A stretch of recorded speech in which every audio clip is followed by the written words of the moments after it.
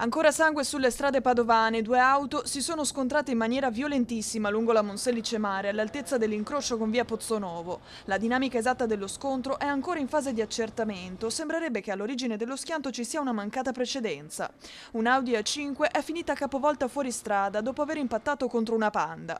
Quest'ultima ne è uscita completamente distrutta, accartocciata su se stessa, e per il suo conducente, un 81enne, non c'è stato nulla da fare. Troppo gravi le ferite riportate durante l'impatto. Ci sono volute 2 ore per estrarre il corpo dalle lamiere. Trasportato all'ospedale di Schiavonia invece il conducente dell'Audi, un giovane di 24 anni, ferito in maniera grave. Sul posto sono intervenuti prontamente polizia locale, vigili del fuoco, i tecnici di Veneto Strade e i sanitari con l'elisoccorso, oltre ai carabinieri che hanno eseguito i rilievi e coordinato la viabilità.